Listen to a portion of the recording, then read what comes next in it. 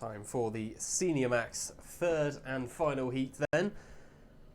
The last chance for these drivers, as always, to have an influence on their final grid positions. Had a fairly topsy-turvy first couple of heats. Daniel Yates thoroughly dominant in Heat 1 and Lewis Halliday exactly the same in Heat 2. Expect to see more from both of those drivers as the race goes on.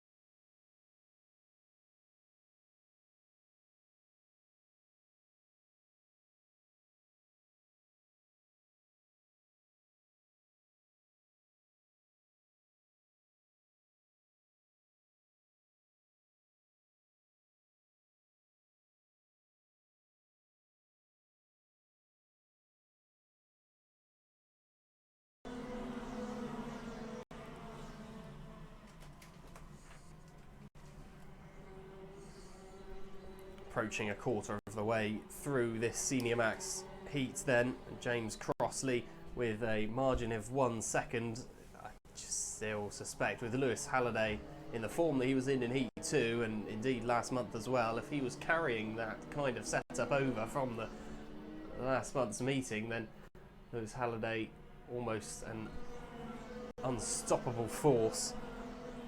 And you suspect that James Crossley would need more than a second to barter with, and that gap already reduced down by 0.22 of a second and 0.83 of a second now. The margin between the top two. Casey Watson has dropped off somewhat from Lewis Halliday and Teddy Clinton in fourth. Fifth place Daniel Yates and sixth Derek Hunt, who's managed to get past Joseph Hawkwood into the top six. Amelia Vincent 8th, 9th, Thomas Rotherham and Nicholas Dunn in 10th, Jos Lockett 11th, of course. The driver wrapped up in that first lap incident, which the marshals have efficiently as ever managed to wrap up, filling that tyre wall to its usual high standards.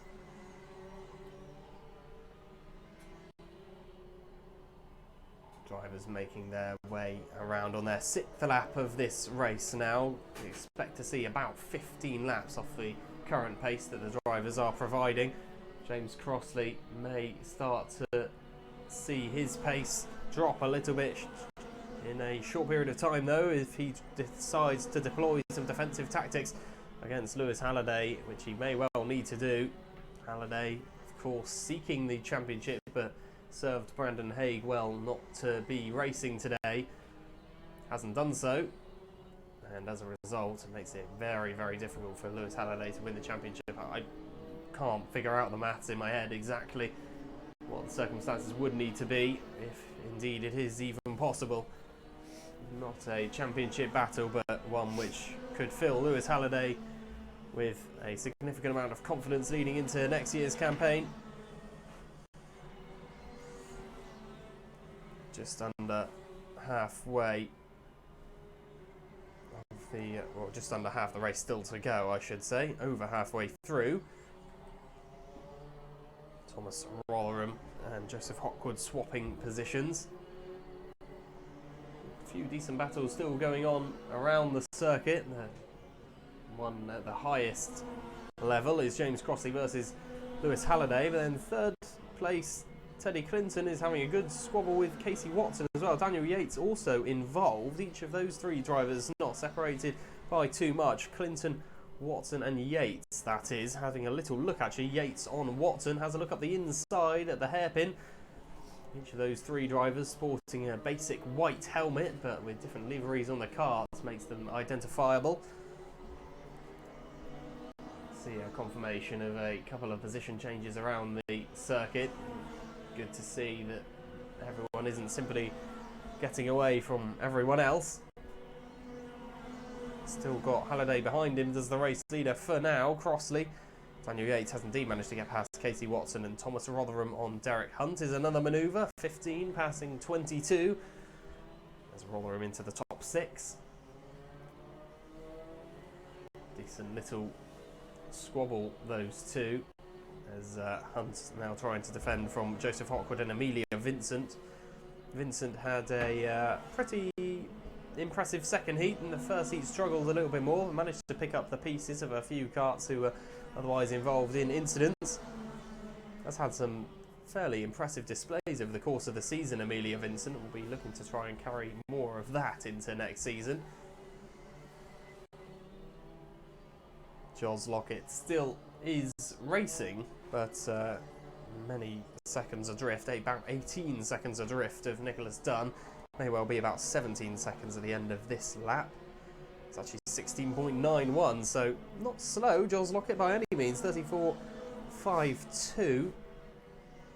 One of almost every driver to be in the 34s. Only Nicholas Dunn has not managed to breach that 35-second barrier.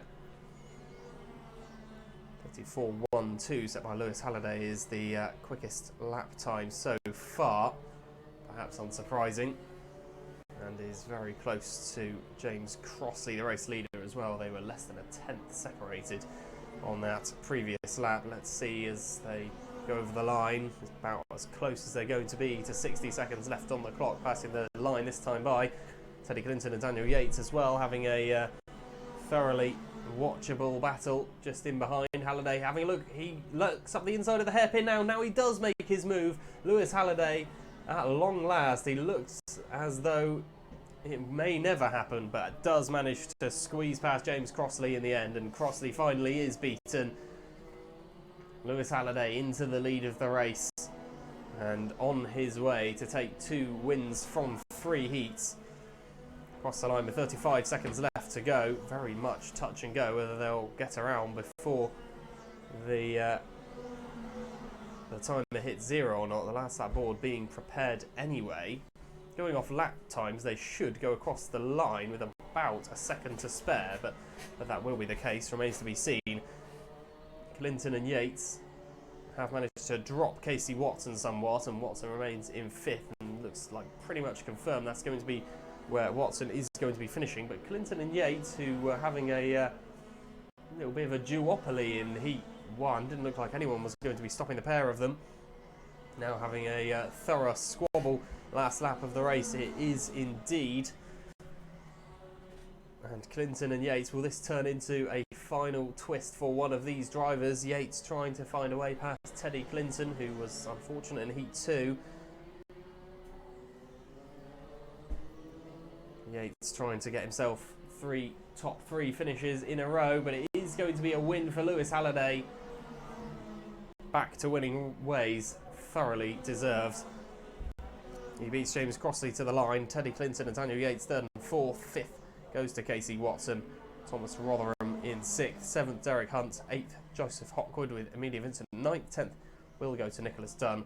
And Jos Lockett, despite closing that gap, will still finish about 10 seconds adrift of Dunn. A victory for Lewis Halliday then in the last Senior Max heat of the season. Teddy Clinton and Daniel Yates finish in 3rd and 4th. James Crossley in 2nd place, who eventually succumbed to Halliday pressure. Daniel Yates was unable to break the resistance of Teddy Clinton, has settled for 4th, but Halliday, another force to be reckoned with. Will he be the favourite going into the final? Probably. Several other drivers could be offering their potential pressure to that race winner this time as well. Several quick drivers out there on the circuit, and it remains to be seen what we will get to witness in race number 23 later on. Now we turn our attention to the last heat of the season. It's the 177 and 177 Masters.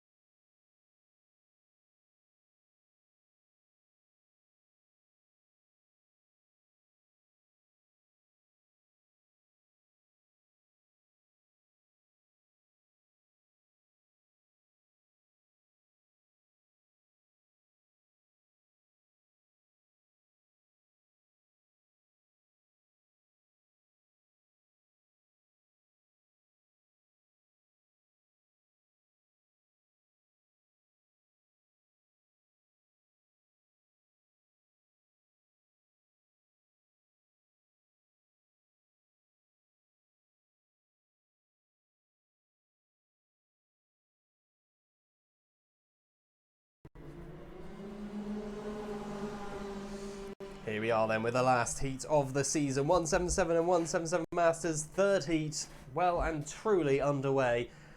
And we've already had an incident there, kart off at Billy's, but they managed to rejoin proceedings. As things have been so far, definitely just cursed at even thinking it now, but we haven't had too many accidents that have been high impact or overly dramatic. All seems to have been spins or light impact, which have resulted in a few retirements along the way, but nothing catastrophic, certainly nothing axle breaking or bone breaking, which is obviously the most important thing that isn't. Ben Johnson in the lead of this race at the end of the first lap, with Peter Lockett in second position. I feel like I should have brought some sunglasses today, even though I didn't expect I'd need those in November, staring right into the sun as I look at the S's in front of me. Down the Sturmey Straight goes that driver who, Carl Adey, that is actually, who was trying to, well, he's trying to catch up to the rest of the field after that spin early on. Cole Edwards has dropped from 8th to 9th from his grid position, but he'll be looking to pick up the order as well. Of course, has a win under his belt from heat number 2. But with just over a minute gone, yellow flags still wave at Billy's, and that's because there's a kart off, which I actually hadn't seen at the tyre wall there. A couple of karts involved in that incident. Lockett and Milner both out of the running. Number 80 and the number 17 out after one lap. Carl Adey is aided and moves up to 9th position as a result. I think that actually just happened, that incident. So yellow flags at Billy's. There were no overtaking there for a little while. But Ben Johnson and Darren Worley, two names who not perhaps always associated with being right at the very top, but a pretty poor S's there by Ben Johnson. Lost a bit of time. Darren Worley caught up a lot, but then had a poor exit. So the gap actually remains fairly similar. A bit of a bizarre circumstance there. Darren Worley has always actually in his defence always been towards the top end of proceedings over the course of the year, but Ben Johnson on and off with his form and in the lead of the race this time. Would love to claim his first win of the day, I am sure. Cole Edwards up into third. He's managed to make decent clearance of the rest of the field. Ian Brown and Mike Gamble in 4th and 5th. 6th place Thomas Mountford. Nick Maton in 7th, 8th. Sean Defoe with Carl Adey 9th, and now last of the runners who remain in the 177 and 177 Masters. Contact warning for number 23 of Ian Brown. He picks up that warning and has got to be relatively cautious not to cause any further incidents that the marshals deem illegal. A little bit of pressure being put on the race leader now by Darren Worley, the number 73. See just how exciting these heats can be. They will always be slightly tame in comparison to the finals, of course, where the drivers will want to finish as high up as possible, claim those championship points. I'm focusing, of course, towards the top of the championship. Ultimately, there will be lots of championship squabbles going on elsewhere as a kart goes off. That's the number 78 of that's Thomas Mountford finding himself on the outside of the horseshoes. 3 abreast going into that corner, which was never going to work. Hit contact between each of the wheels, wheel bashing each other. And it ends up with Thomas Mountford being ditched out. Going to be another black and white flag presented here. Not sure who this one's for. It will come up shortly. I can see who that is for, but the top 3 looking like a tasty appetizer for what the final could well present. Could this be the 3-way battle we come to expect in the final later on? But Cole Edwards having a look at the inside of Darren Worley. Does have a little look and manages to get past as well just before Billy's is completed. This left-hand king down the pit straight is a relatively popular place to overtake, actually, when you wouldn't necessarily think it, considering that it's puts you on the outside for Billy's, but as long as the move is completed before Billy's, then why not? Billy's, it's so important to try and hit that double apexed corner. And Cole Edwards now just dives up the inside of the race leader, and what on earth was happening there with Ben Johnson? He just really seemed to be struggling for pace coming out of the top bend. Cole Edwards made it look easy, just couldn't believe his luck. There we go, drive to his right and take the lead of the race. And Cole Edwards in the lead once again, looking for 2 wins from 3. Several drivers have managed to do that themselves over the course of today. Win 2 of the 3 heats, and Cole Edwards could be adding to that list.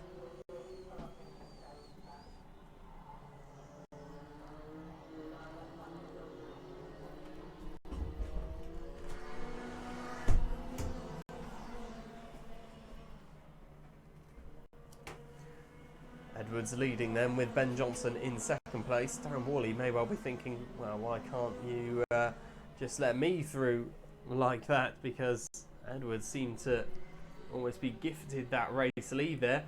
He accepted the invitation. Make sure that he holds his place at the very front of proceedings with Ben Johnson and Darren Worley in second and third out of the top bend.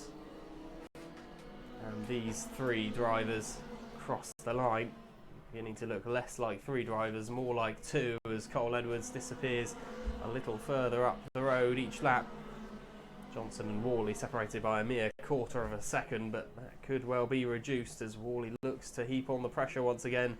Lost touch with Ben Johnson slightly as Cole Edwards hurtled his way through and found himself in second place, separating the pair. But now, with Edwards out of the way, Worley can focus on trying to get back into second position.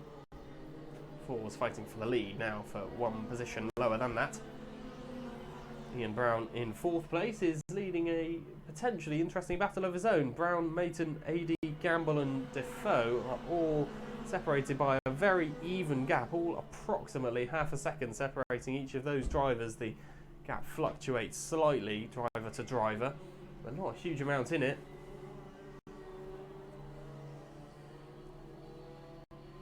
Just over 60 seconds left on the clock for the 177 and 177 Masters, and indeed heat racing for the 2019 season.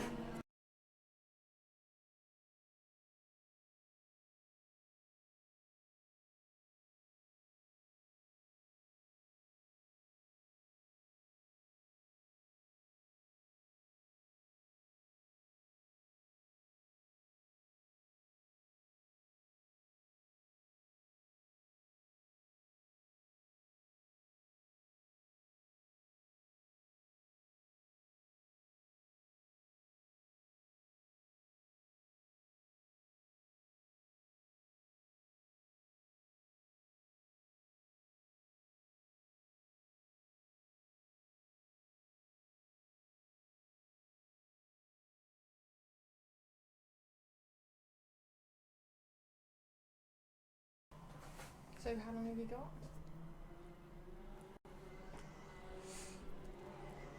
Clock has ticked down to 0, which means next lap will be the final one. And then we'll have the lunch break, of course, before cadets will get us underway with the finals this afternoon. Cole Edwards goes across the line, sees the last lap board. Got 815 metres to go before he will claim his second victory of the day. Ben Johnson and Darren Worley in second place. Still haven't really concluded which places they're going to be finishing in, but I just think Darren Worley's left a little bit too much for not enough time. And as a result, Ben Johnson should be able to take the victory. Checkered flag waving, and it will be for Cole Edwards to take the win of the 177s. Ben Johnson and Darren Worley second and third. Worley just unable to find a way through. Carl Adey will come across the line in fourth after a disappointing start. Spun on the first corner, manages to take fourth, so kudos to him for that. Brilliant drive. Nick Mayton in fifth, sixth Ian Brown, seventh Mike Gamble, Sean Defoe in eighth, ninth Thomas Mountford, and Peter Lockett and Daniel Milner incidenting one another and taking each other out, meaning that we had 9 finishers in the end. Cole Edwards on the top of that pile after 15 laps. And that concludes your heat racing for 2019 here at Clay Pigeon Raceway. Of course, not going anywhere for 2020 season, but before that we've got to conclude these championships, and the finals is the best opportunity to do just that this afternoon, starting with the Honda Cadets race number 19 after the lunch break. See you then.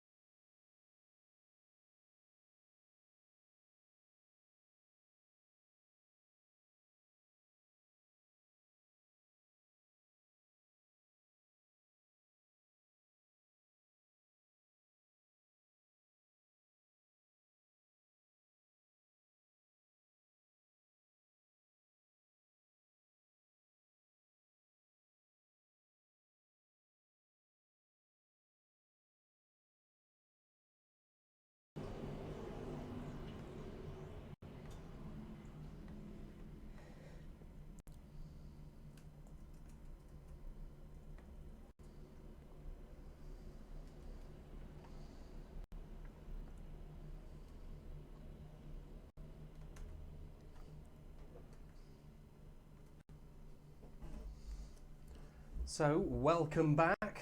Refreshed and renewed, these drivers take to the track for the last time this season. Clay Pigeon Raceway will host Clay Pigeon Kart Club and the Honda Cadets for their final, their last round, round number 10 of the 2019 season. And Hugh Moulton starts alongside Aston McAndrew on the front row. Who's it going to be winning the race down to the start line? 12-minute finals, and we have several of them coming up this afternoon. This the first of them. Let's hope it's a brilliant one. There's a kart facing backwards at Billy's.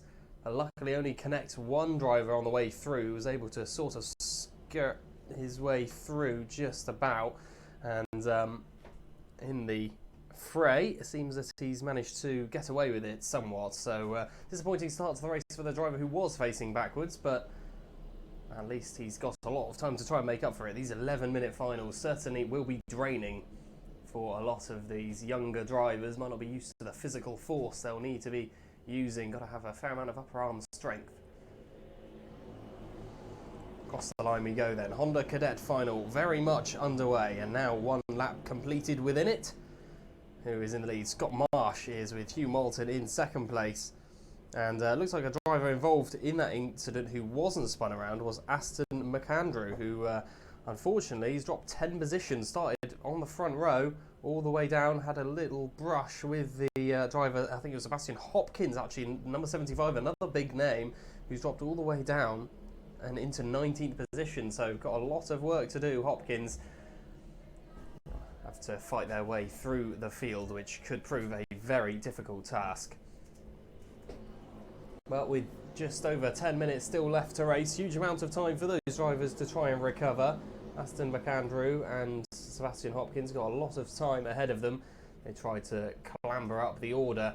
But Scott Marsh at the very front, he's had a brilliant start, and his reverse number 15 to 51. Hugh Moulton in second position with Matthew Lambert's 88 in third. Both Lambert and Bartlett getting past Salarski on that previous lap, so Maximilian Salarski dropping to 5th position. But there's absolutely no indicating who could be winning this one at this stage. Scott Marsh might be at the front, but Hugh Moulton not far adrift, and with just over half a second on that previous lap, I imagine that margin has shrunk this time. It has to 0.34 of a second, so now Moulton has the task of trying to get past the number 15, Scott Marsh, who has been in some brilliant form today. In some electrifying performances, and Matthew Lambert and Benjamin Bartlett in third and fourth will be looking on at the top two and wanting to be a part of that action sooner rather than later. Maximilian Salarski in fifth as well, not too far adrift, but then there is a fair gap back to sixth and seventh and eighth, all having a good battle. Whitcomb involved in that battle, by the way. Harrison Whitcomb, the novice, so with less than 6 meetings under his belt, and he is squabbling with Freddie Baker and Martin Wright for a potential 6th place, which would be a truly remarkable achievement, and perhaps a brilliant indication of where Harrison Whitcomb could end up fighting should he get past that. But drops down the order now. Let's see, Scott Marsh leading the way. Freddie Baker as the start of the drivers who've climbed significantly further up the order after a couple of karts come together.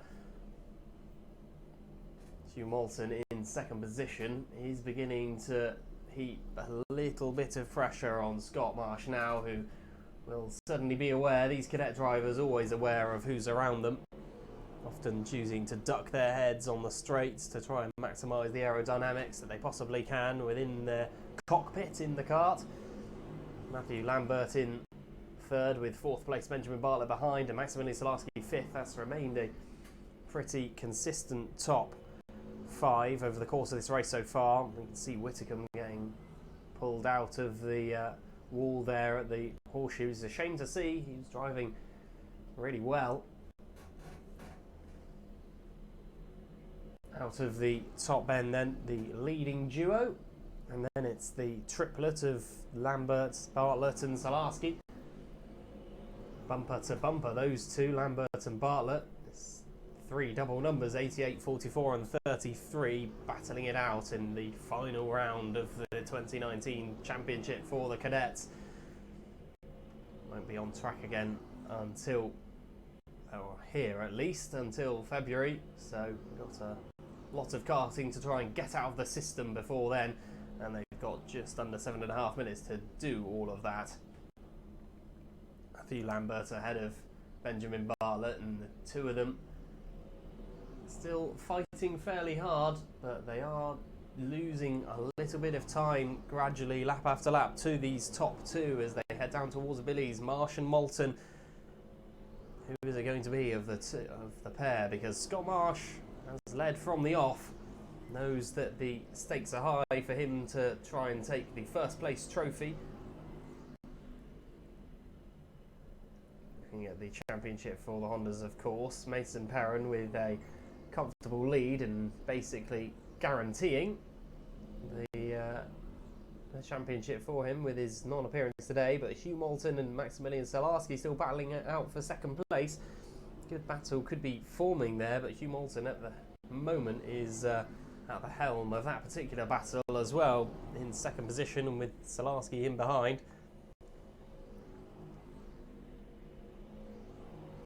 Aston McAndrews made a good recovery, by the way. He's up to 7th now, having dropped down the order. Started on the front row, dropped all the way down, and now climbing back up. Showing his pace indicates a driver who should not be as far down as he certainly was, and maybe now indeed is. He's got to pick up a couple more positions, perhaps. The fastest lap belongs with Hugh Moulton, a 41.35 for the second place driver. Puts him a 10th clear in terms of personal bests of the race leader. He's battling against Scott Marsh, who still holds a fairly decent gap though. 0.27 of a second means that his gap, there's a big contact though between a couple of drivers. They've come together at Billy's. And who is involved there? I think it might be Salarski, you know, number 33. Definitely coming together between a couple of the cars. They both get going again. Who is it? It's the number 44. So that is Benjamin Bartlett, who was wrapped up in that. Who else was it? Lambert, Salarski and Bartlett had all swapped around on that previous lap. Then going into Billy's, bit of contact between a couple of the drivers. And all of a sudden, the top 5 is going to be switched around significantly. Marsh and Moulton unaffected by this news. They are still the top 2. Who's it going to be? Across the line, there's no effect at all for Maximilian Salarski, but Freddie Baker's up to 4th. Bartlett and Lambert both victims there. Matthew Lambert dropping to 6th. He was involved, Benjamin Bartlett as well. Bartlett's down into 10th though, so he definitely got off the worst. That could be one for the officials to look at later. Whether they will be pulled into the clerk's office, we'll have to get confirmation of that post-race, I suppose. But well over halfway through this race now, Matthew Lambert deems the driver responsible for that incident, as the number 88 is black and white flagged. He's in 6th at the moment, Matthew Lambert, after that incident. Could have been a lot worse, really. Maximilian Salarski, though, now means that he's pretty much all on his own in 7th position. In 3rd position, sorry. Don't know why I said 7th. Not at all what I meant. Scott Marsh and Hugh Moulton as the leading 2. They take each other out, as we have seen earlier on in the day between a couple of drivers. I think in the Junior Max, was it? Then the driver in 3rd can just pounce into the lead as easily as you like. But the top 2, they come across the line now. Marsh and Moulton still separated by so little, and then Maximilian Salarski will come across the line shortly to confirm his 3rd place at the moment. Freddie Baker in 4th is actually less than a second adrift of him. Then Aston McAndrew up to 5th. Matthew Lambert in 6th after that incident. Caleb McDuff, Freddie Worlock, Noah Wolf and Benjamin Bartlett still rounding out the top 10, but action-packed towards the front of the pack for the Honda Cadets. Those higher up the order getting involved in slightly silly incidents perhaps that they shouldn't otherwise be a part of, but that is racing. Less than 3 minutes to go in the final Honda Cadet race of the season. Top 2. I don't know whether it's the case that Hugh Moulton is simply waiting for the right time to strike on Scott Marsh, whether he's going to do it right at the death, or whether he's simply not close enough to make the move. The latter certainly looks possible.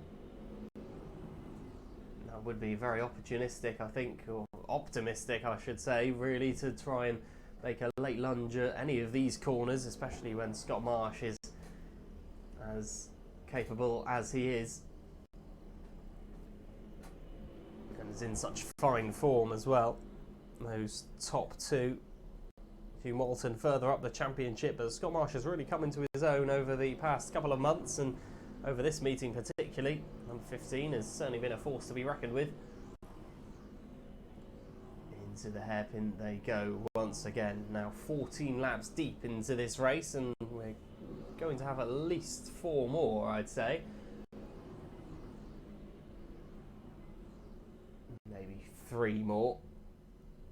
Maximilian Salarski in third, though. He does have increasing pressure from Freddie Baker, who is beginning to try to turn the screw a bit, I think. He really wants to try and push himself up into the top 3, where there will be a trophy available for those drivers. A little podium presentation, of course, at the end of the day, as always, for the top place drivers in a 20 kart grid. Finishing anywhere near the top 5 is an impressive display. Scott Marsh and Hugh Moulton, though, bumper to bumper. Really hard to take your eyes off that particular battle as they head into Buttons once again, one of the quicker corners on the circuit, before maybe the quickest corner on the circuit, the top end. Got to try and get as much speed out of there as you possibly can to maintain that momentum down the straight. Across the line go the leading two. Trying to search her way through Hugh Moulton, but he's not desperate yet. He is still holding on, just making sure that he stays close enough behind Scott Marsh that Marsh knows he's there. Actually did lose a little bit of time around Billy's and the S's. That gap has very visibly opened up now. Maximilian Salarski, there's a kart off at the S's. Don't know who that is as of yet. Can't make it out, and the sun's just about in the wrong spot, but should get confirmation on the next lap when the names come through over the line. Over the line, and the top 2 nearly inseparable, but the gap has actually opened up to 0.6 of a second now. It's not Salarski, is it? No, Salarski comes across the line now. He's over 10 seconds adrift of the top 2, by the way, and Aston McAndrew is all the way up to 4th place. Brilliant recovery from him, and the driver that was off was Sasha Bagley, who was off at Billy's there. Matthew Lambert in 5th position, 6th Freddie Worlock, with Freddie Baker, Noah Wolf, Benjamin Bartlett and Wesley Coombs still remaining the top 10. The last lap of the race will soon to be commencing as Scott Marsh and Hugh Moulton go over the line. They see the last lap board, so haven't got long left to go. I think Hugh Moulton's left it too late. The gap's actually opened up so much that Scott Marsh is almost in a little comfortable pocket of space now. Should be fine to take home this victory, Scott Marsh, when there was always pressure from Moulton, a pressure that never quite boiled over, and it will be enough for Scott Marsh to take first place, the top step of the podium in the final race of the season. Scott Marsh, he's driven superbly well, comes out of the top end, and Scott Marsh in the number 15 on his way to take the checkered flag and wins the race. You can see how much it means to the young man. A bright future ahead for him, I am sure. Wins ahead of Hugh Moulton in the end, 0.85 of a second separating those drivers, with Maximilian Salarski to come across the line now. He comes across the line in 3rd, over 11.6 seconds clear, or behind Hugh Moulton, I should say. So a fairly substantial gap between those drivers after 19 laps. With Aston McAndrew fell all the way down out of the top 10 and then managed to climb his way back up to 4th place. What a race it could have been had he not been involved in that first lap incident. Brilliant stuff from McAndrew. Brilliant recovery drive as Matthew Lambert also manages to climb his way back into 5th place. Freddie Worlock 6th, 7th Noah Wolf. Freddie Baker 8th. Benjamin Bartlett could only climb back to 9th.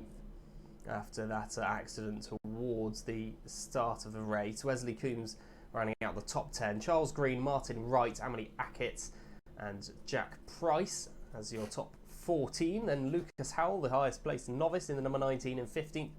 Harrison Whittingham in 16th, 17th. Benjamin Westbrook with Caleb McDuff, Sasha Bagley and Sebastian Hopkins rounding out the 20 drivers and indeed the Honda Cadet Racing for 2019.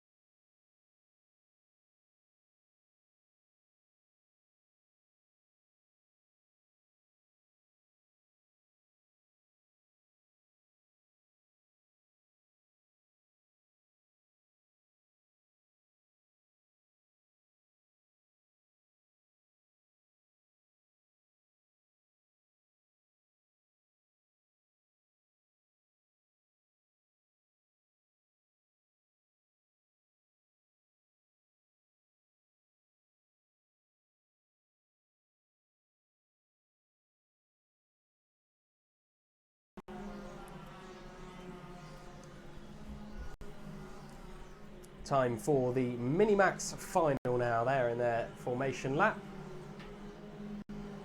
And it looks like it's going to be Harry Linden on the front row alongside Finn Smith. And we've had some very interesting results over the course of the day. Linden, of course, victorious in Heat 1 after a mix-up elsewhere.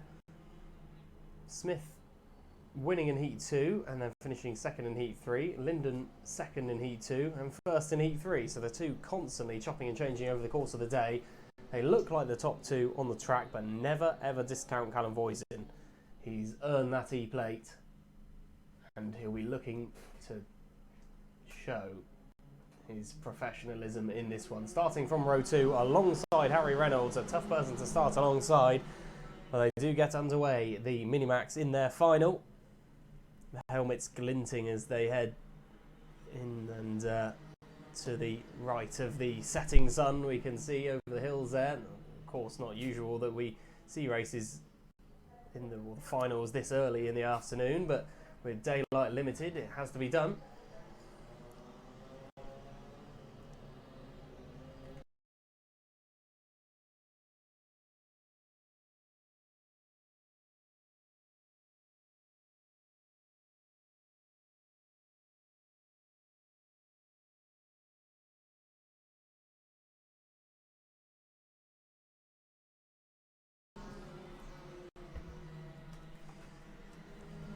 Got a spinner at the hairpin there. There's Billy Edgecombe, who loses a few positions. I didn't see if he has connected with anyone else or whether that was his own doing. But top four, well, we suspected they really would be the top four, but they've been interrupted somewhat by Ollie Stevens, have they? Who, well, actually, Ollie Stevens is a little bit further adrift. So indeed, the top four on the grid are the top four on the track, but just with a few changes in order. Harry Linden and Harry Reynolds as the top two. Callum Voisin has lost a position but gained one, so he remains in third. Finn Smith, though, the biggest loser of the top four, really dropping to fourth, but still a lot of time left in this one. And Finn Smith, he was brilliant in Heat 2, very, very good in Heat 3. He just needs to try and regain a bit of that Heat 2 momentum, and then I'm sure he will be back within the top 3. But if these drivers are fighting for the win, 4 into 1 really doesn't go. And at the moment, any one of those 4 drivers could very much still be taking that crown with 10 minutes left on the clock of this 12-minute final for the Minimax. Harry Linden in number 31, currently your race leader, as they already begin to approach a back marker. A few drivers were wrapped up quite quickly in the early stages of this race, so a few drivers might be early pickings for the front runners. Andrew Douglas is in 5th, by the way. He is the closest now to the leading quartet, but still a second or so adrift. He's also managed to get the better of Ollie Stevens, so looks like 5th and 6th is at the moment fairly secure. Then 7th, Alfie Davies leads a large chain of karts around the beginning section of the circuit and onto the Sturmey Straight. Davies with Hayden, Liviera, Silver and Crockett close in tow, but all focus really on the top 4. Can't remember what the championship permutations were with this particular class. Minimax, as they're on their final at the moment, I suspect that it was Callum Voisin is indeed who has a sizable lead in the championship, and actually his drop rounds benefit him significantly. If Harry Reynolds hadn't been competing today, there may have been a bit of a championship battle, but they're having a battle out on the track, which is far more entertaining rather than the points battle, which otherwise we could be potentially seeing. Finn Smith, though, going up the inside of Callum Voisin. That's a change for third. And Voisin being pushed out of the top 3 for the first time in this race. Has a little bit of recovery to do, especially if he needs to get this win. Harry Reynolds is a little bit further up the road, and his championship competitor, of course. Can't exactly pretend that there's a real dogged championship fight between the pair, but certainly could be something on there, especially if Voisin does lose a significant amount of points in this round. Less than 8 minutes to go now, so we're well into this Minimax final. This their last race of 2019, of course, as is the case with each of the drivers who will take to the track over the course of the rest of this afternoon. Harry Linden still leading the way with Harry Reynolds in second position. Battle of the Harrys as the top two. Finn Smith and Callum Voisin is third and fourth. A nonetheless competitive pairing, but Callum Voisin has dropped off somewhat actually off of Finn Smith since Smith has overtaken. Was over half a second behind last lap, and I think that gap probably has gone up ever so slightly. It looks as though Finn Smith has managed to pull away. Gap is 0.85 of a second now, so Harry Linden and Harry Reynolds as the top two really do look like the most competitive two at the moment. Finn Smith just needs to find maybe a tenth or two from somewhere, but he's closing in slightly on Harry Reynolds. Linden, if he doesn't get this move done quickly though, could just escape up the road and claim a victory. Finn Smith and Harry Linden have been thoroughly entertaining rivals over the course of today, that's for sure. Only one contact warning so far in this race, and it is for the number 7 of Harry Reynolds, who is sitting in second place, of course. There's a change as Jamie von Moxar overtakes Jacob Martin, but no other changes in position out on the track in that previous lap. How close will this battle be for the top few places? Linden at the moment looks fairly secure in the lead, it has to be said. Reynolds under increasing fire from Finn Smith. He'll be trying his best to get into the top two as quick as possible. Try and get past the race leader, but so difficult in circumstances such as these, especially with Linden in the form that he's in. But does have the fastest lap time, Finn Smith, the quickest driver out on the track, and that previous lap was quicker than Harry Reynolds in front of him, but not as quick as the race leader. 35.92 set by Harry Linden means that he was able to pull away from Reynolds by 0.2 of a second, and nearly the same amount from Smith. Approaching the final 5 minutes of racing as Finn Smith has got past Harry Reynolds now. Made that manoeuvre and into second place Finn Smith. Now can he begin to reel in the race leader? That could be a truly fascinating battle. I have to admit I was slightly hoping for a four-way battle for the lead of the race. Hasn't quite turned out that way. Callum Voisin not quite on the same pace that the leaders are. 36.2 on that previous lap though. That was very quick, but then there was an overtake on that previous lap. That's a slightly unreliable source for a lap time perhaps. Callum Voisin though, we're so used to seeing him in the top few positions, even in fourth place. I think, is Voisin belonging in that place? Should he be a little bit further up the order? The answer perhaps is yes, but going off pace at the moment, and from what we've seen during this race, the other drivers ahead of him certainly do not unwarrant being there. They very much deserve to be in those places.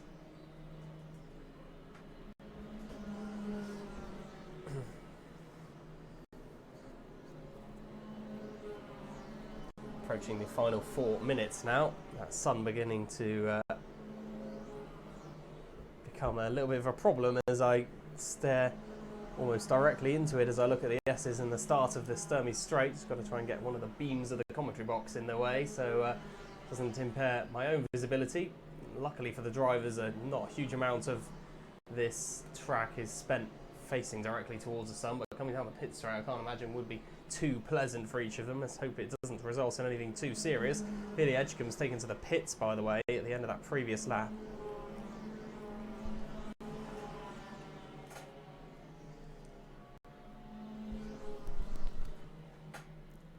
Linden in the race lead with Finn Smith 0.95 of a second behind. He is quicker though, and with still over 3 minutes to go, it's not out of the question that we could have a battle yet for the lead of the race. Callum Voisin maybe in fourth as well, but his position there, as I mentioned, kind of warranted at the moment. Quicker than everyone else, but the drivers ahead of him know what they're doing, that's for sure. Harry Reynolds in third.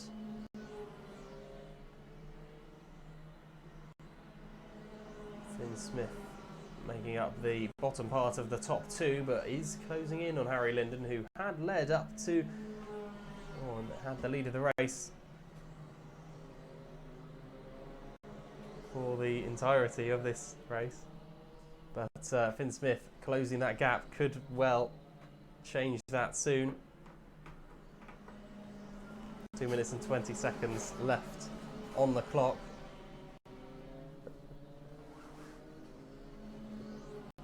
Approaching 10 minutes gone of this 12-minute final. Plus the one extra lap, of course. Harry Linden may well be in charge of that final lap, but equally Finn Smith may be as well. Two of them very close together on the circuit, and see just how close they are coming into this next lap. Into the final couple of minutes now. What can we expect to see? Across the line go the leaders, with a few back markers thrown in as well to make it seem particularly dramatic, but realistically only the top five who are separated by reasonable margins each way. Linden and Smith as the top two. Smith needing to close that gap a little bit more. It's down to 0.28 of a second, but it could well reduce in the remaining 70 seconds or so, plus the one extra lap. Got to really focus here. Finn Smith as he approaches the final couple of laps now. Harry Linden, his opponent, just 0.5 of a second up the road, but Linden was quicker on that previous lap, 36.05 compared to Finn Smith's 36.27. Fair amount quicker actually, but Smith now with a bit of clean air could well begin to make up that advantage a little bit more. Start to close in on the progress he was making before the approaching of all those back markers. Harry Reynolds and Callum Voisin remain in third and fourth, and in Callum Voisin's defence, may not have been his best race so far this season, but is still looking like he's potentially got a top three in him. 20 seconds left on the clock. It's going to be very much touch or go whether they make it round another lap or not into the horseshoe for what could be the final time before the final lap. We shall see. Into the final 10 seconds, they're going to come out at the top end. Who's it going to be, Harry Linden or Finn Smith, to take the lead heading into the final lap of the day for the Minimax? In they go across the line. Finn Smith has to try and create an opportunity in this final lap. Harry Linden leading the way, has led almost from the off. Just needs to take it home. The remaining half a lap or so. Out of the hairpin they come for the final time. Callum Voisin still trying to breathe down the neck of Harry Reynolds as well. Not sure if there's anything there. Reynolds might have enough of a gap. The top two. Will Finn Smith be able to create anything? I think Linden's got enough of a gap, you know. Out of the final bend they come. Out of the top bend and down towards the checkered flag. It is going to be victory for the number 31 of Harry Linden, with Finn Smith in second place. Harry Reynolds in third. Fourth, Callum Voisin. Fifth, Andrew Douglas. Ollie Stevens does come across the line in sixth in the end. A fairly lonely sixth place. Not too much company for a lot of that race, Ollie Stevens.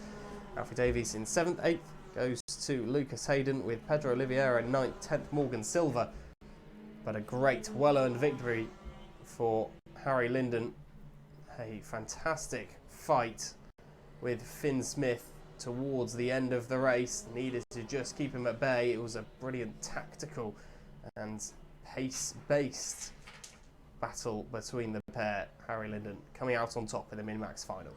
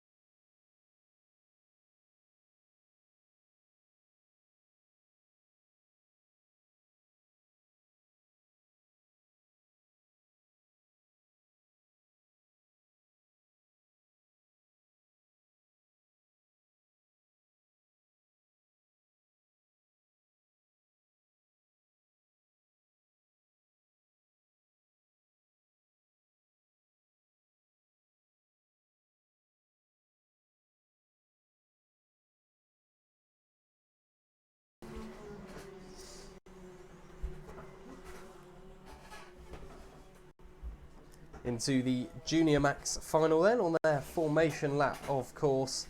Seen some great racing from these guys over the course of the day and indeed the season. Tin and Rourke, Tom Adams, and who else was it? It was Jordan Morris, wasn't it, who all victorious at each of the heats. Very competitive heats. Let's hope for more from the final. 12-minute final awaits the Junior Max drivers in their last drive of 2019.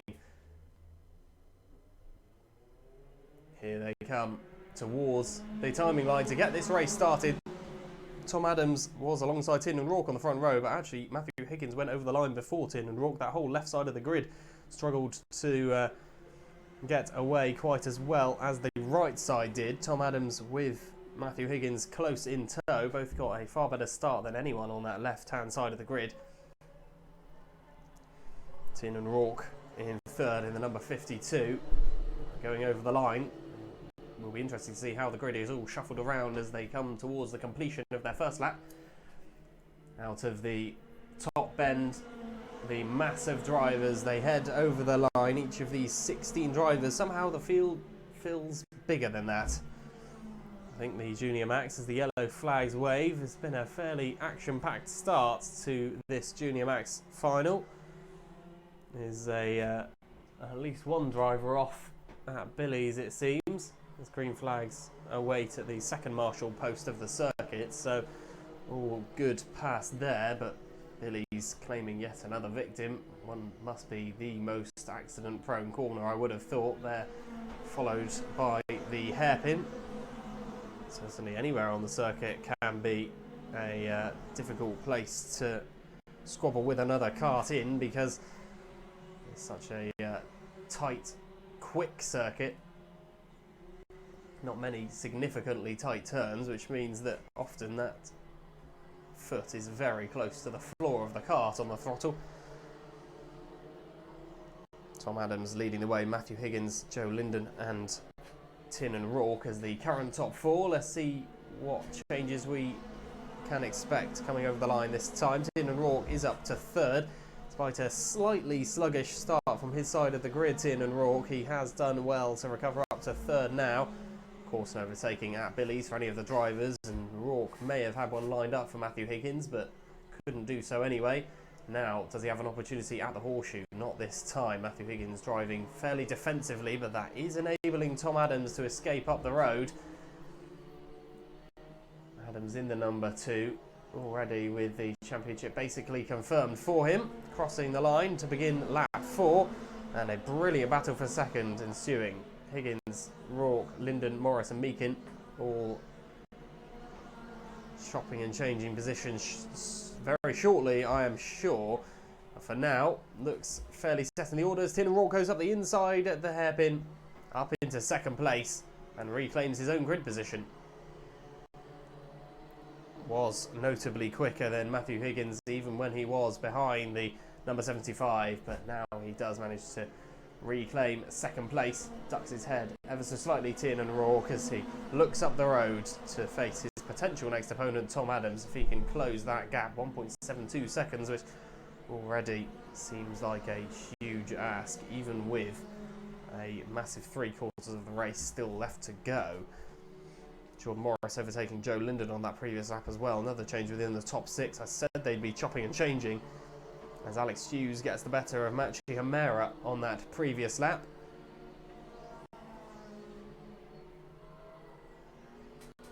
Machi Hamera, I mentioned, didn't necessarily have the best of days so far. Has raced superbly in the past and across the season. There's a car facing backwards at Billy's blind. Once again, thankfully, not a high-speed collision with anyone there, but is struggling to get the kart going again. Hopefully he'll be able to do just that. Can't quite see who it is, but I don't think it's any of the drivers who were involved within the top 6. Could be proved wrong shortly though. Is it going to be across the line? Tom Adams, of course, leading the way. No changes within the top 3, but it is Jordan Morris, the number 16. He was actually in 4th position, properly involved in that battle for second place. As I mentioned, there were several karts who were all entangled in that particular fight, but it looks like Jordan Morris has come off the worst and has managed to rejoin the fray, but at the cost of a huge amount of positions, and may just be tempted to end the season there, I think, for Jordan Morris, who's still ahead of Spencer Shinner on the basis that Shinner's only completed 4 laps so far. Racing pretty quickly, actually, the 35.4 set by Spencer Shinner. Not too bad a lap time, but at the moment, several laps behind, involved with other accidents. A few karts towards the back end now. Hard to talk about in terms of racing capabilities because they are far away from the rest of the pack, really. All about their pace and just trying to get the last out of those tyres before the karts retire for a couple of months. Nearly at halfway through this Junior Max final. Tom Adams in the number 2 with a 1.88 second margin back to Tiernan Rourke. Rourke did superbly well to get so quickly back to second place, but at the moment Tom Adams in the race lead, seeming like a unstoppable force at the front. Across the line goes our race leader now, starting his 11th lap of this race. That was the conclusion of the 10th lap with a 34.64 as his personal best at the moment. On the last lap, a 34.72, so fairly consistent as well, staying within a tenth of that. Especially a lap time as quick as a 34.64. Being able to stay anywhere near that is some achievement. 34.65 set by Tiernan Rourke is his best effort, so just 100th slower. Very, very tight between those two.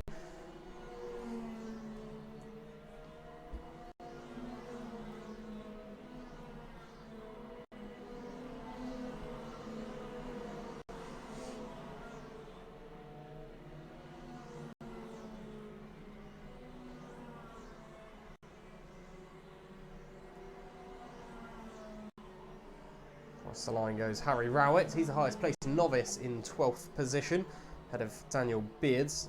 Beards actually sandwiched in between Rowett and Crook. Harrison Crook in 14th place, the other novice, who is currently a good few seconds adrift of Harry Rowett's number 28, with the white on black.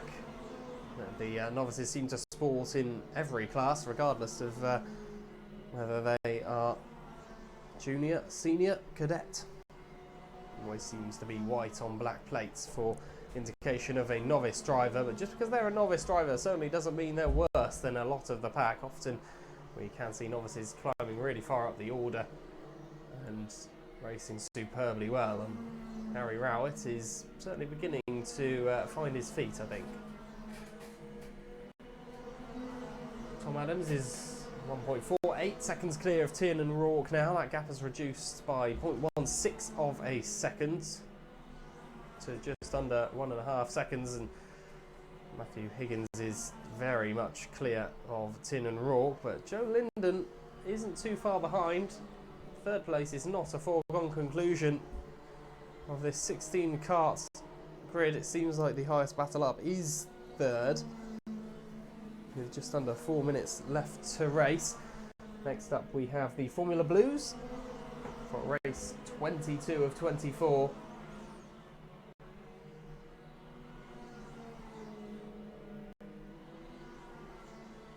Daniel Beards into the pits then on that previous lap, I believe. Spencer Shinner's still going round, so he may actually overtake and get the points for 15th. If this race goes on and Beards doesn't rejoin. Spencer Shinner is still a couple of laps adrift of Daniel Beards in that battle for around 14th, 15th place. 1.67 seconds separating Adams from Rourke now.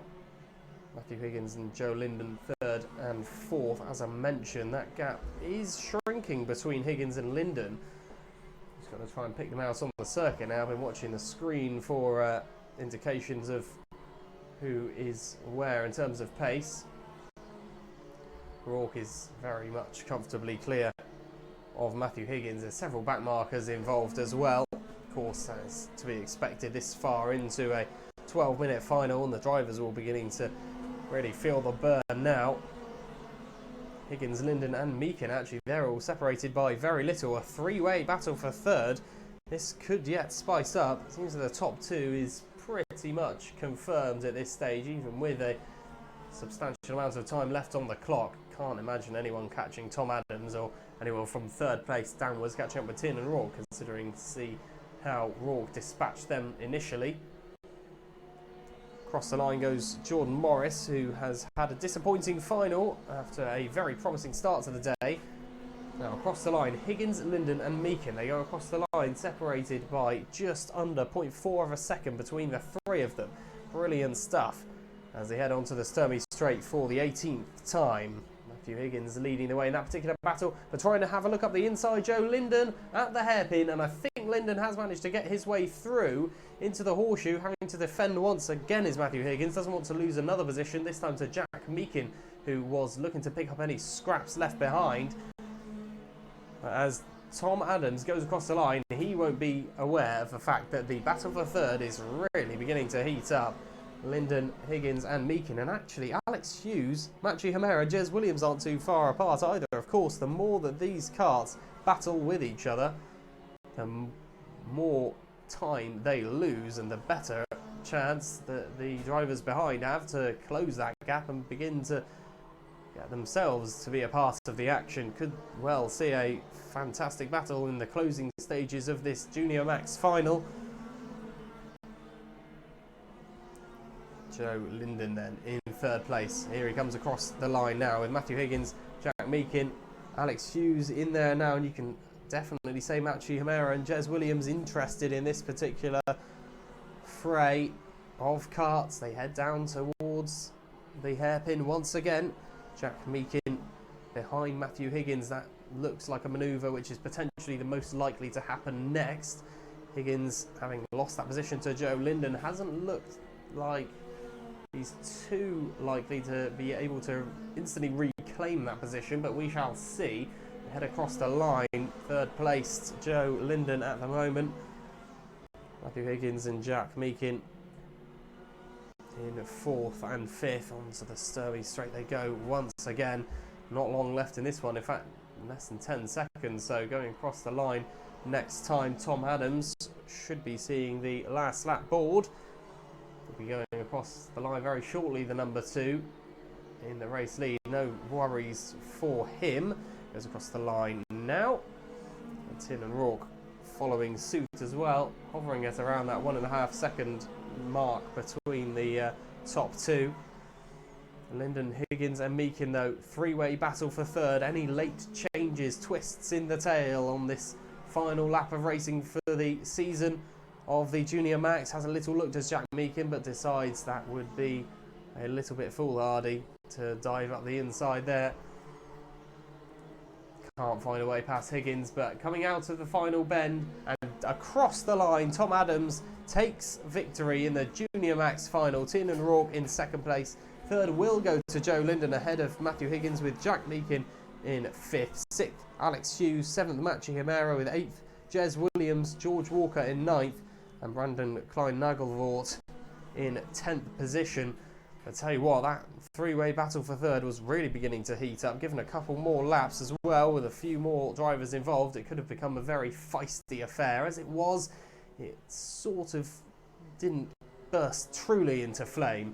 A intriguing watch nonetheless.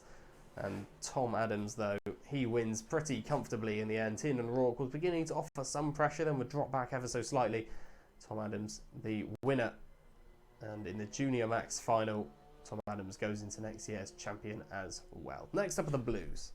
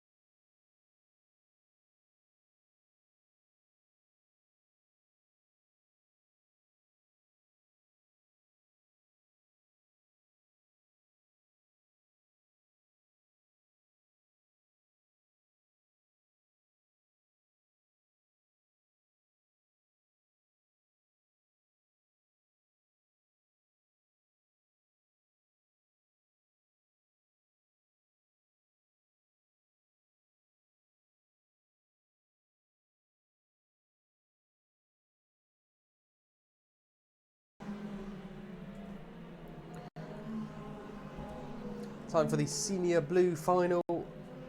Now, I don't think we've actually seen the Junior Blues all year. The Senior Blues have definitely made a few appearances, and this is going to be the last of them in 2019. The final for Senior Blues. Ben Pearson starts at the front with Taylor Waldron alongside David Watts and Michael Bell on row 2. Row 3, Nigel Vickery and Stuart Gray. Rob Mortimer, David Waldron, Robin Stodderstones and Paul Alexander make up the provisional grid. Let's see how they get on with a win apiece for each of the top 2. Now it's time for the real bragging rights, the win of the final that would matter the most to each of these Senior Blue drivers. Their 12-minute final soon to be underway as the sun begins to set on what has been a wonderful season. And the Formula Blues do get underway now. Ben Pearson alongside David Watts at the very front. The order was definitely mixed up slightly as they went across the line with people all over the grid as the car goes backwards. At the S's there, I think the kart may have turned off. That is Stuart Gray, I believe, the number 15, who, well, he does manage to get the car going once again. I thought the engine had stopped running then, but he managed to get it going. Stuart Gray had such a successful day over the course of this November meeting, but it hasn't gone to plan for him in this final. Across the line goes the number 31 of David Watts, leading the way with Taylor Waldron in second place, gaining a couple of positions, pushing Ben Pearson out of the top 3 all the way down to 4th. Michael Bell in third place in the number 5. He'll be looking to try and catch up to those top 2 as well, but David Watts and Taylor Waldron as the current top 2. David Watts superb in Heat 3 and Taylor Waldron taking the victory in Heat 2. These two could have a bit of a grudge match in this final race for the Senior Blues. Daylight visibly beginning to reduce a little bit now as the Senior Blues in the very much opening stages of their 12-minute final. Russell O'Neill gaining a couple of positions on that last lap actually, leapfrogging Paul Alexander and Rob Mortimer, who drops a couple of positions.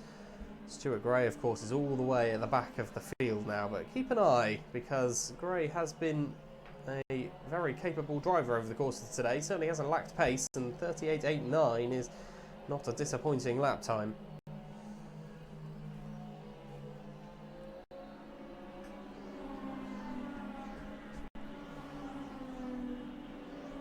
Across the line go the front runners.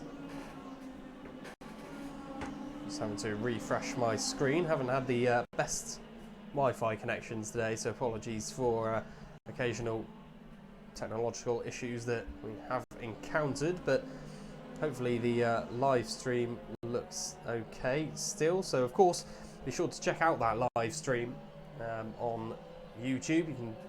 Would be on Alpha Timing at the moment, of course, if you still want to be looking at that. That's on several screens throughout the circuit. If you go track side, I'm sure you can find a few screens, especially around reception and the very popular cafe that was opened a couple of years ago. But for the live commentary, YouTube certainly the place to go. Pigeon Kart Club YouTube channel is definitely the place to go to watch the racing over the course of the day, or each of the live timings at least, with live commentary from myself. The Senior Blue final is about a quarter of the way through now, 3 minutes into the 12-minute race. David Watts is 0.8 of a second clear of Taylor Waldron. Difficult to say at the moment who is the quicker of those two. On that last lap, Waldron was slightly quicker, but David Watts has been opening up that gap for a few laps prior, so difficult to say exactly who does hold the advantage at the moment. Of course, advantage position on the track certainly goes to David Watts, but Taylor Waldron in second position could yet, or does still have the time to potentially close that margin. Michael Bell in third, Ben Pearson in fourth, and Russell O'Neill and David Waldron swap positions in fifth position. Now goes Russell O'Neill. David Waldron dropping down into sixth. Has definitely been outshone by Taylor Waldron today. The number 2 has given a really good account for himself. Out of the top end, not too many battles where you think anything's imminently going to happen, but just got to keep an eye on those margins and see exactly who is catching up to who.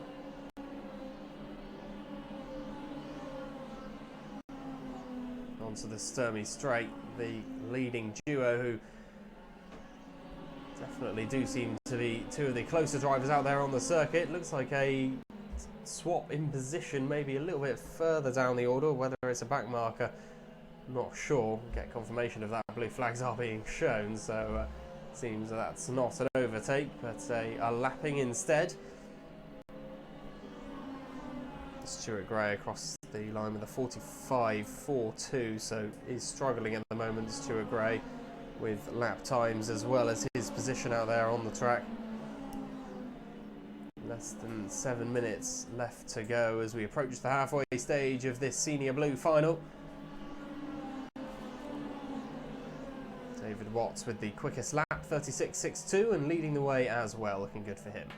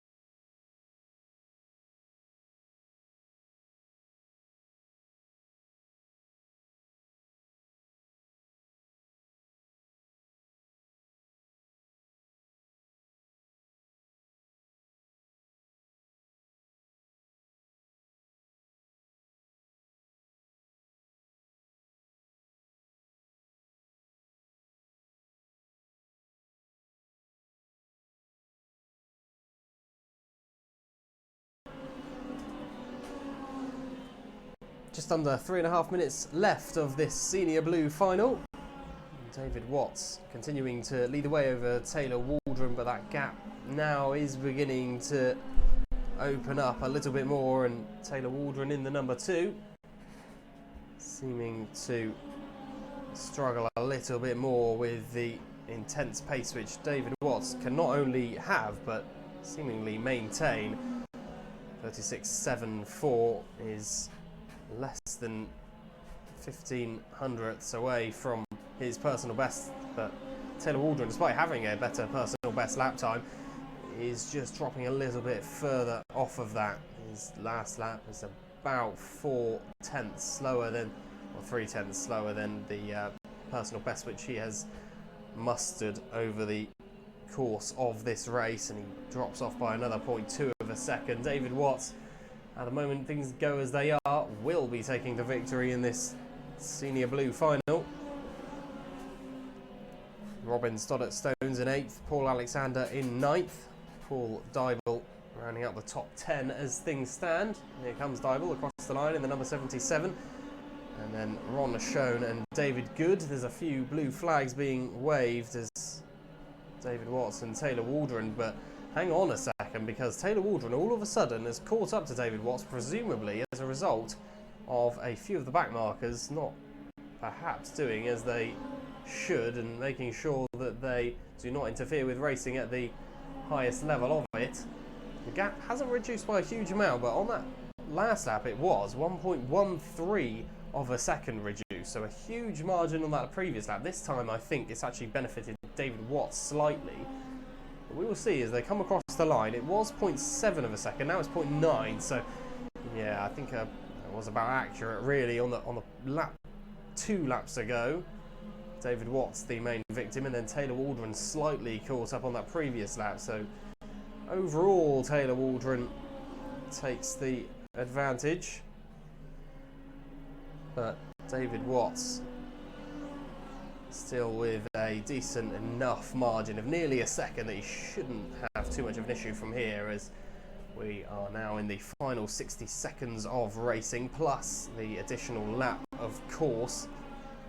Imagine how intense things would be if the checkered flag was shown immediately after 0. That really would throw a spanner in the works.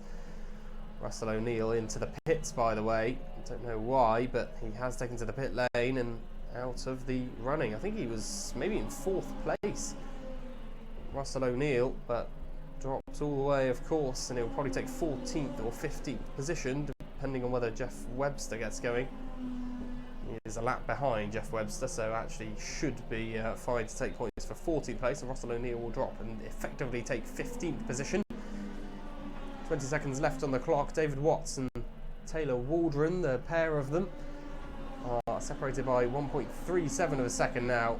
Taylor Waldron beginning to tire perhaps, because David Watts still putting in consistently quick lap times, but those tyres are beginning to go, the weariness beginning to show on several of the lap times, but certainly the tyres wouldn't be helping the causes of each of those lap times, which are reducing. Looks like we're going to have a 21 lap race here. Last lap board is going to be presented to our race leader David Watts, who has had a faultless drive so far. Last lap of the race for the number 31. Taylor Waldron not too far away, but now over 2.5 seconds, or now 2.3 seconds, sorry. Looks as though it's pretty much confirmed who the top 3 are going to be, as Michael Bell is in a huge pocket of space as well. And Waldron, Vickery as 4th and 5th. Haven't seen too much from Nigel Vickery today, but currently sitting in 5th place. A very respectable position in this 17-strong grid. Most of the field has been lapped to this point. Across the line and takes a checkered flag. David Watts wins a race in the battle that never was between himself and Taylor Waldron, but nonetheless an impressive display after 21 laps. David Watts' fastest lap just beaten and taken from him by Taylor Waldron, but a comfortable display and winning in the Senior Blue final. Next up is the Senior Rotax.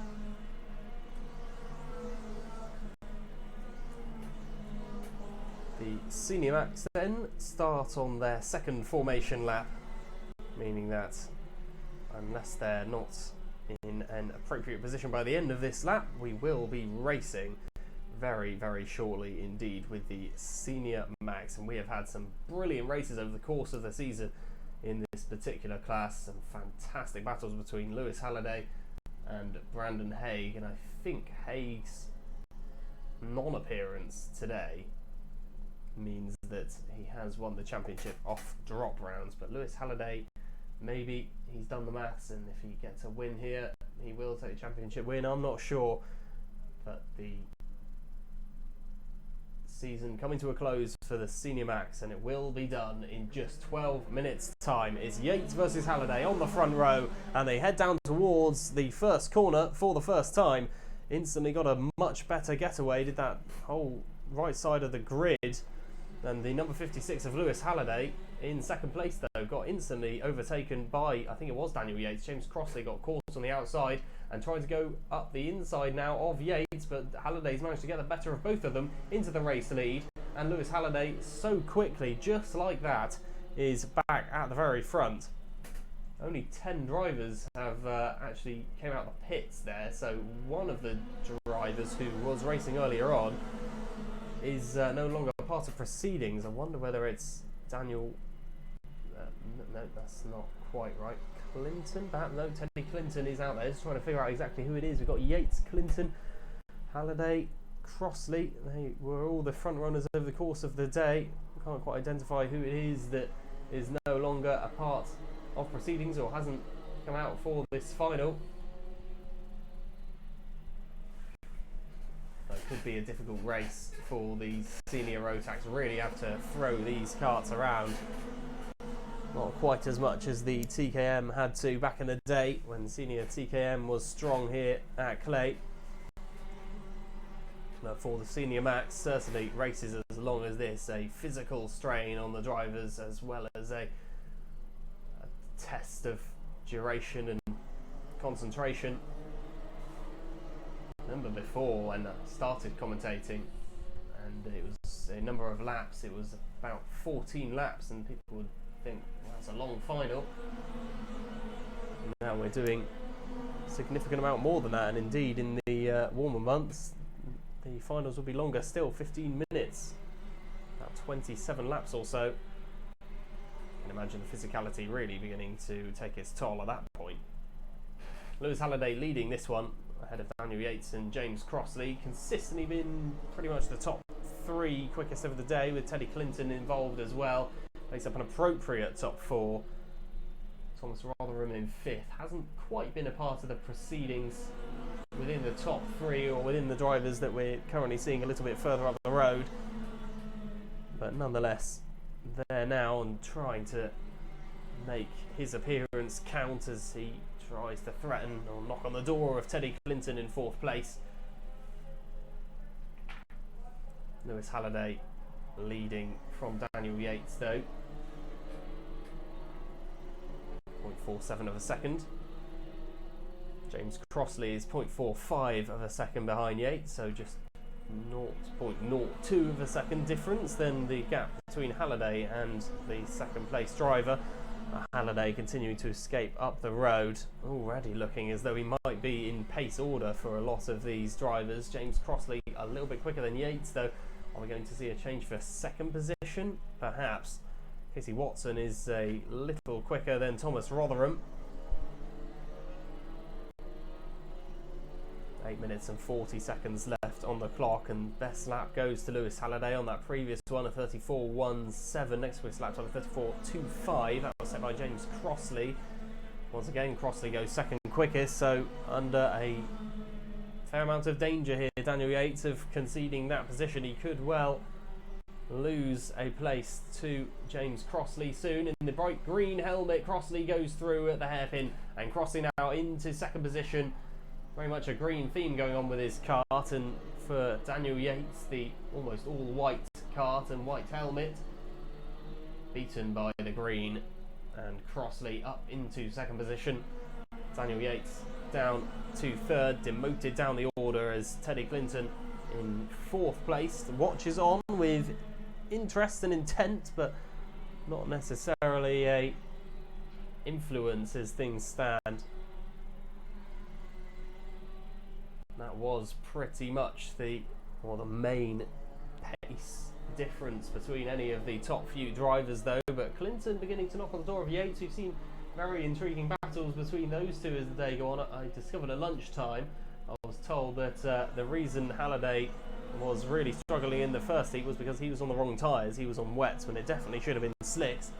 Evidently, across the rest of the day, slicks have been the order of the day, but certainly with the round of first heats, there was a lot of uncertainty, and going into the senior Rotax, it seemed that the decision was made to go onto the slicks, which definitely benefited the drivers that opted for that. Lewis Halliday was definitely on the wrong setup on that occasion.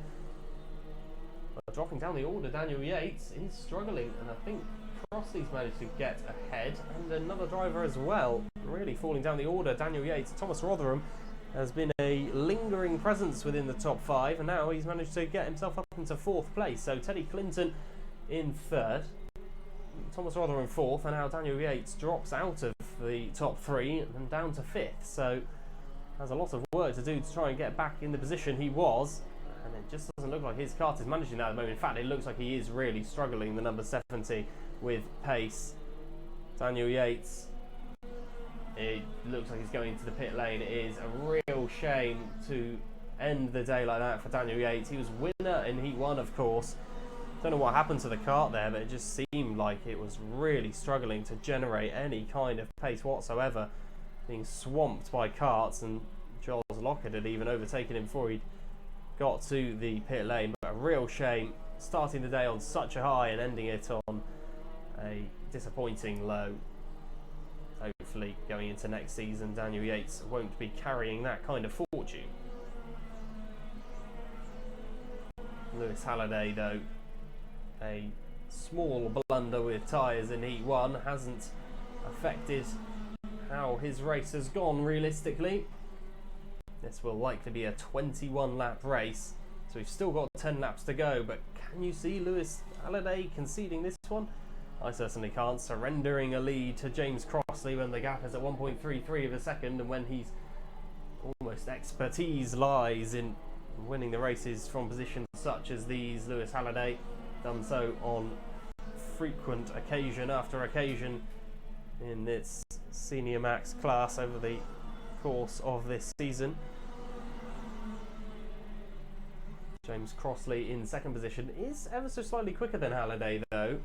Having said all of that, and about how Lewis Halliday is so good at taking the race lead home, what did we see last month?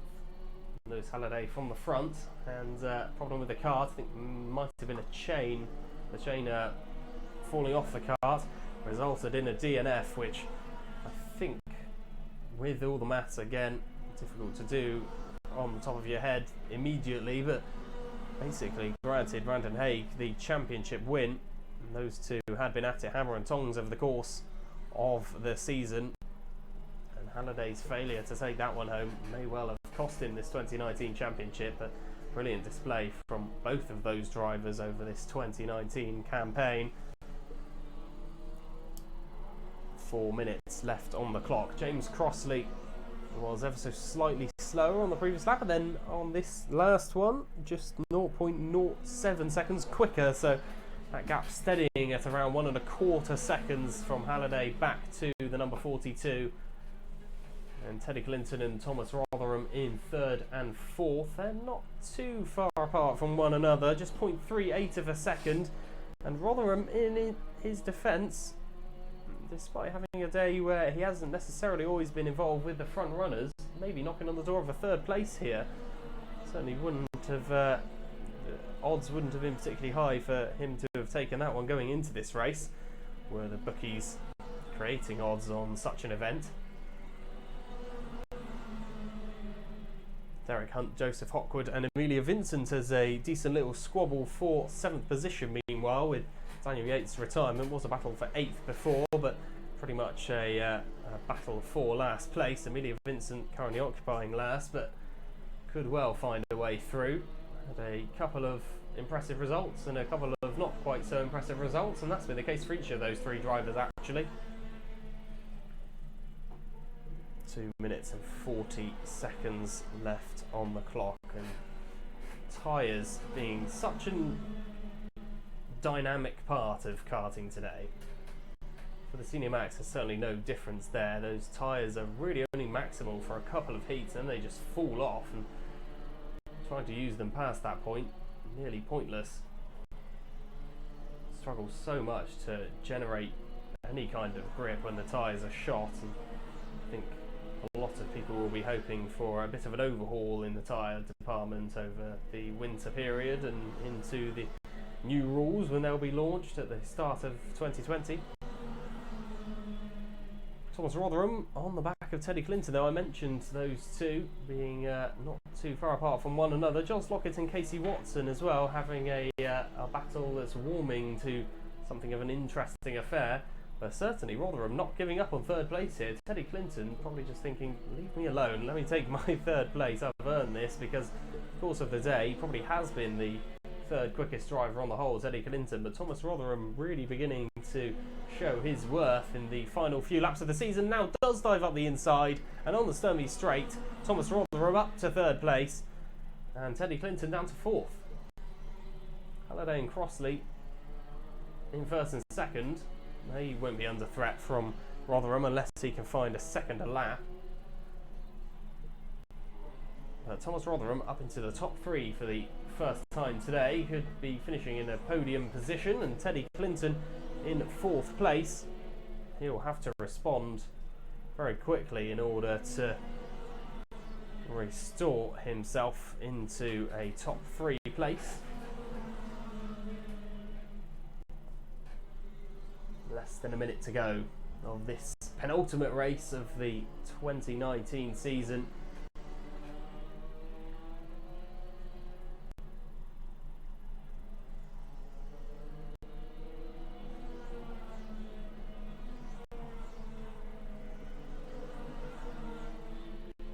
.34.15 is the best lap time that Lewis Halliday has managed this race. Slightly slower than that is a 34.21 by James Crossley, and the personal best lap times almost signify that basically every driver is sorted into their personal best lap times at the moment.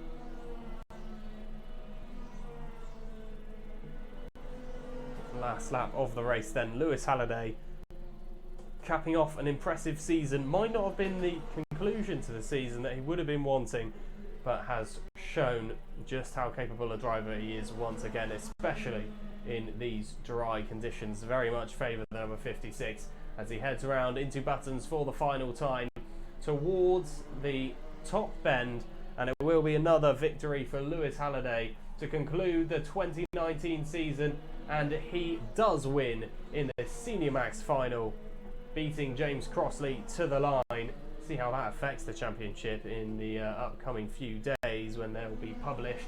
Thomas Rotherham in third, fourth goes to Teddy Clinton, Jos Lockett and Casey Watson fifth and sixth, and a ferocious battle for seventh goes right to the wire. Eventually Hunt coming out on top of that one ahead of Joseph Hawkwood, with Emilia Vincent in ninth, and Daniel Yates will take points for 10th despite only completing 9 laps of the 22 completed by the rest of the field. But another impressive display capped off with a win.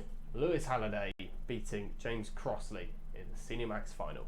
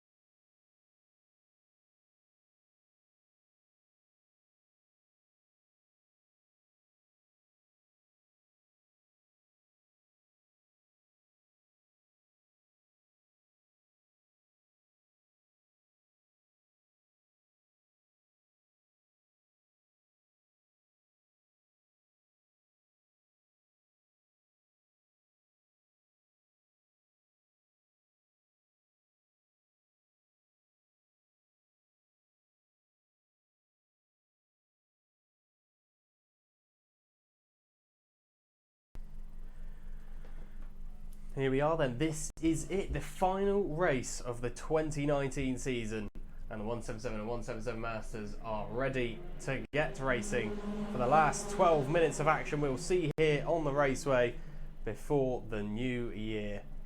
Karts up and down the track being put away in their trucks or vans, stowed away for a few months, but these drivers in the 177s and 177 Masters still have to take theirs out for one last tour around the 815 metre long circuit for a few laps. Cole Edwards already pretty much crowned the champion for this 2019 campaign, and he comes across the line currently in the lead as well after just one lap. 11 karts out there on the circuit. Of course, we lost one in the senior max, so only had 10 there, so one more than that for this final race of the day. Race number 24 of 24. Always a slightly disappointing feel come the end of this race because there's so long until the next meeting. Long break now for a lot of these drivers, unless you get involved with your local indoor karting. I know that's what I will be doing at least a couple of times over the winter period.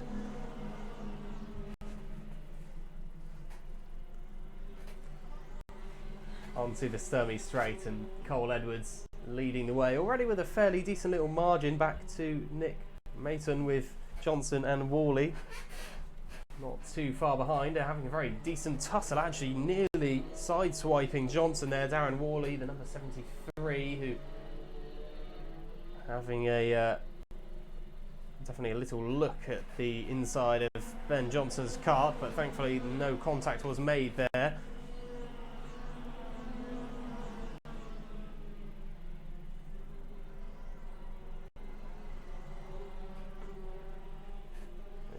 Minutes exactly left on the clock of racing in the 2019 season. We're going to be done just before the Liverpool Man City game as well in the Premier League, so for those of you who do have interest in football, that's pretty good timing. Cole Edwards absolutely focused on the racing ahead of him though. He won't care, that championship is wrapped up. He will definitely be wanting to generate this win and to carry that momentum into the 2020 season. Daniel Milner and Darren Worley swapping positions.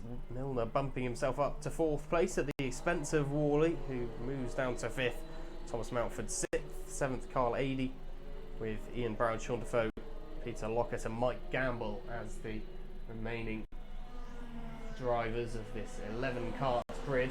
A very big margin between 6th and 7th. Carl Adey fairly far adrift of Thomas Mountford, and a couple of near incidents have resulted in several karts losing a fair amount of time, which has certainly helped not only the race leader but certainly from 2nd down to 6th, because they are all now fairly far clear of Carl Adey. Don't need to worry about the number 54 and his efforts.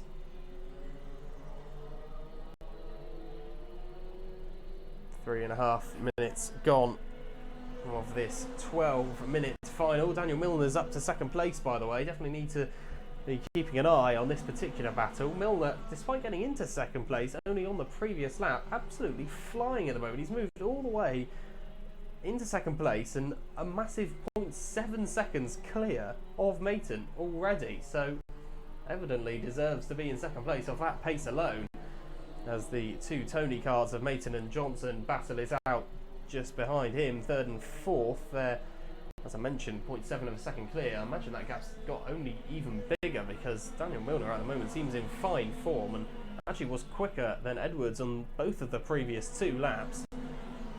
On the last lap though, just half a tenth, which isn't going to contribute to enough even with the amount of time left. Cole Edwards' margin should be too much to worry about for Milner, or for Edwards to worry about Milner, I should say, really. If Milner is to be closing that gap, he has set the fastest lap of the race as well, fairly unsurprising given those statistics about him being quicker than the race leader.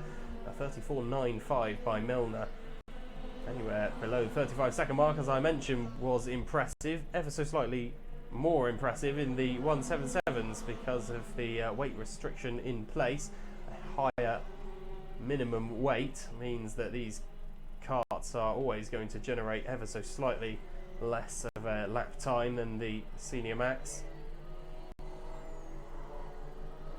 And indeed the Junior Max as well, who are basically the Senior Max but younger in many ways, not every way.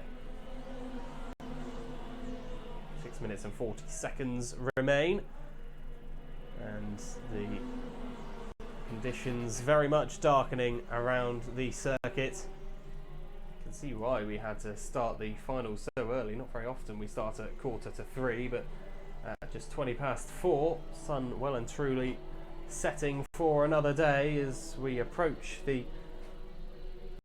shortest day of the year, of course, which isn't too far away.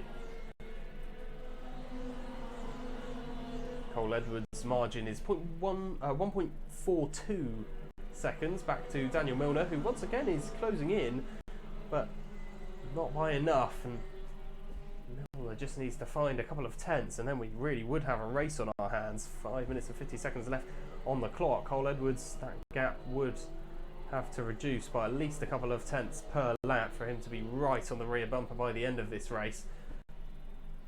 A tenth and a half per lap would really begin to mount the pressure on, but at the moment Milner was setting about 0.05 of a second behind, but now Milner does go quicker again, 3 tenths quicker than the race leader. This has been another theme I think we've seen in several classes over the course of the day. Front runner often getting away, having a sizable margin, but then the drivers behind, either second or third place, often are quicker as the race goes on. Maybe they drop off towards the end of the race, but at various periods they are slightly quicker and able to close that gap. And that is exactly what Milner's doing at the moment. He is closing the gap. This time it's exactly 0.05 seconds again, half a tenth reduced by Daniel Milner. The gap stands at just over a second now, 1.08 seconds, as Edwards heads into the horseshoe. Daniel Milner having a look out of his visor and just considering, is there enough time for me to catch up to the E-plate and the inevitable 2019 champion and give myself a win in the last race of the season? Into Billy's, there you go, and sweeping around that right-hander. A decent battle going on for third, by the way. Ben Johnson, Darren Worley, Nick Mayton, Thomas Mountford and Carl Avey, all a part of that. Don't let my wafflings about the top two distract you from the fact that the battle for third really is a thoroughly entertaining affair still going on as Milner closes in, by the way. No, I ramble on about it, but 0.2 of a seconds this time. It's far from over, this race for the lead, when it really looked like it perhaps should have been. Across the line goes the battle for third as well. Ben Johnson in charge of that one. Doesn't look like there's perhaps any imminent overtakes apart from in behind Mayton, Mountford and Avey, 5th, 6th and 7th, all having a decent little squabble in which anyone could come out on top.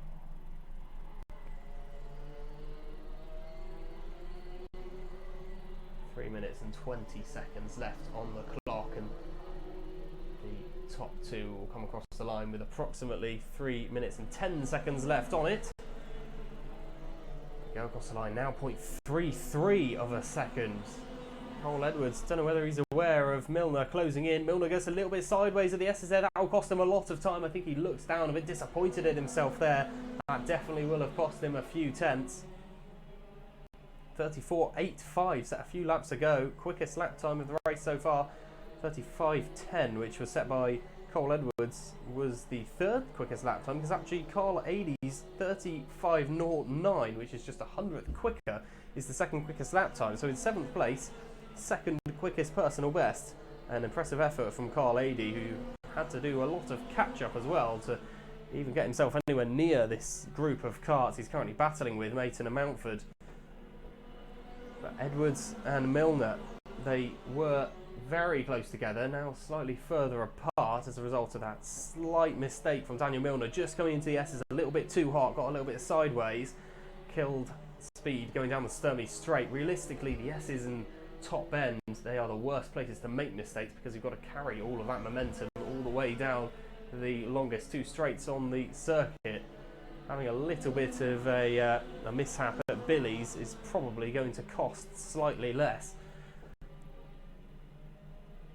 Edwards and Milner then into the closing chapters of this fascinating one-off battle we've had for this final.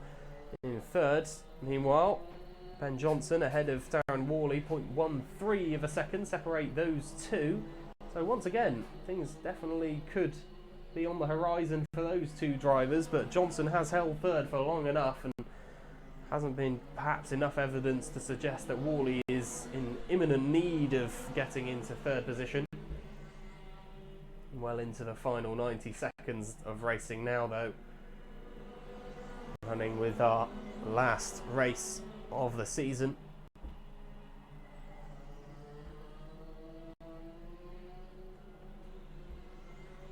And now into the final minute. I think that slight slide by Daniel Milner has maybe cost him as they go across the line. Cole Edwards, it's not exactly last chance saloon yet, but it is very much getting towards that time. They'll get around at least one more time before the time it hits zero as well.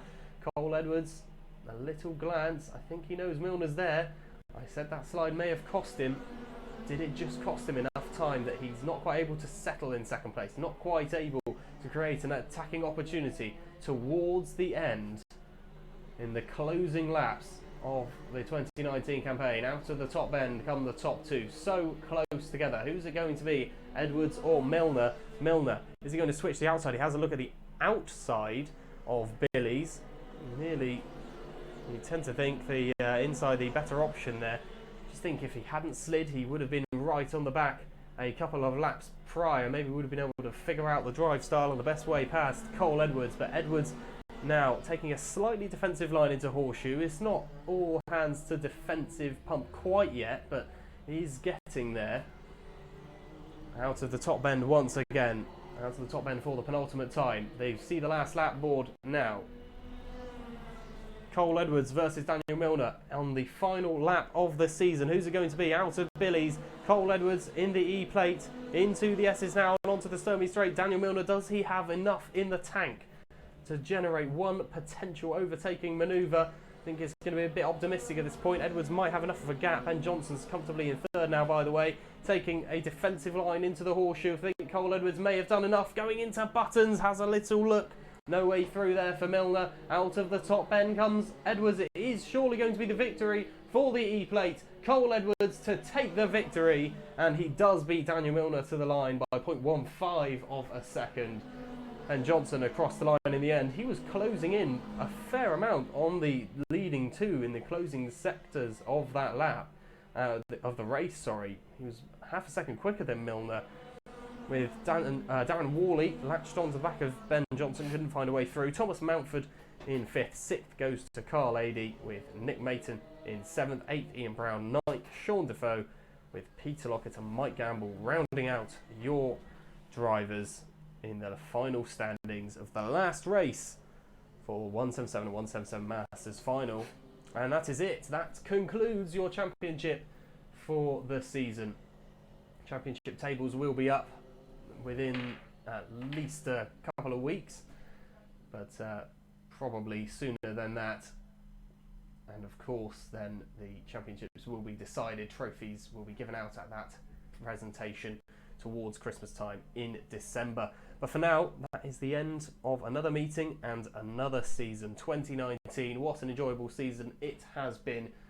A number of fascinating races over the course of the season, and today provided no exception to that. Cole Edwards beating Daniel Milner in a nail-biting affair in the final race of the season. Be sure to like the Facebook page, as always, Pigeon Kart Club. Give us a like and you'll be able to keep on top of each of the updates that will be provided, usually over the course of meetings. Might not be too active over the Christmas period. And of course, if you want to check out all the live timings and commentary from today, on the YouTube channel is a good place to go. Pigeon Kart Club YouTube channel. Alpha Timing, as always, was providing all of your live timing needs. But for the 2019 season, racing is over. Thank you, as always, to all of our marshals and officials who have made the trip to Dorset over the course of this wonderful Sunday. All spectators and team for helping out the drivers, and to the drivers themselves who have put on a great display, and also to the ambulance team who, without any of the people I've just mentioned, none of these events would be possible. So a huge thank you, and as always, take care. I've been your commentator for the season, Sam Hunt, and I look forward to seeing you all again in 2020. Many thanks, Merry Christmas, Happy New Year, all of the above, and I'll see you soon. Take care, drive safe.